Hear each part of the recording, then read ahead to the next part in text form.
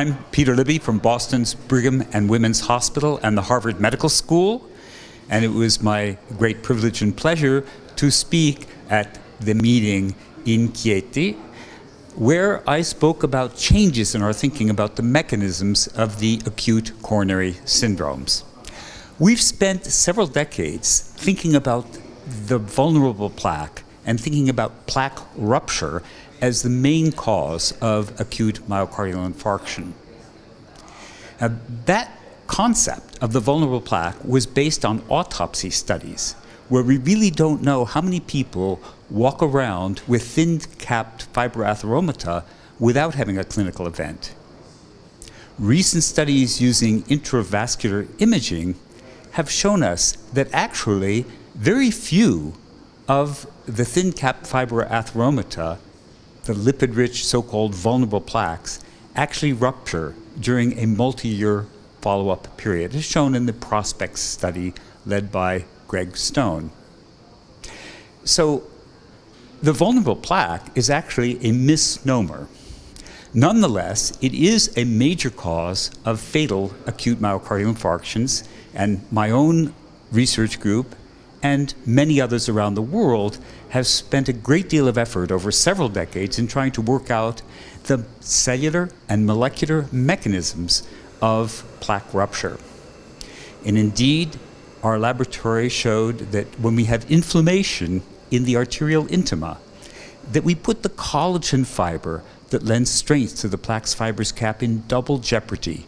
decreased synthesis and increased breakdown,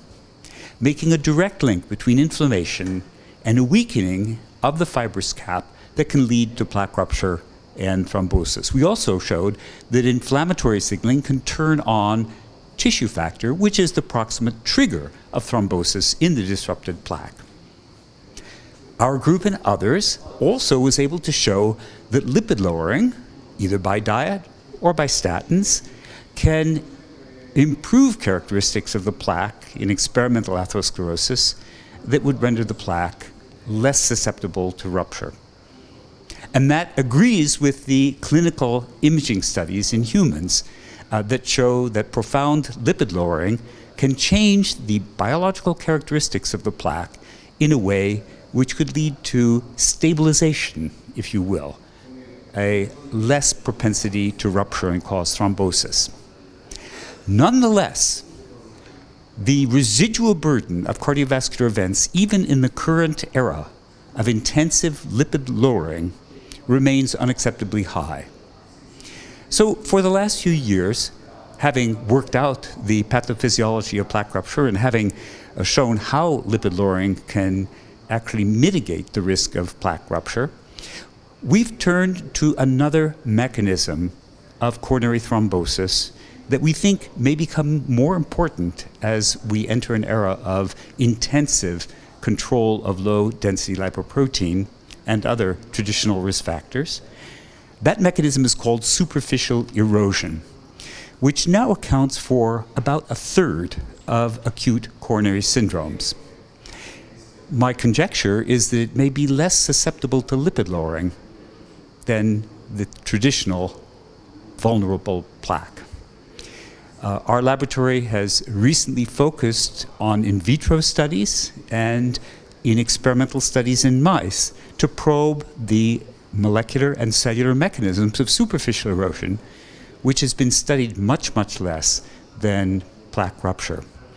And we have implicated an innate immune receptor known as toll-like receptor 2 or TLR2 and some endogenous ligands, including the glycosaminoglycan hyaluronan, which abounds in plaques that tend to cause erosion.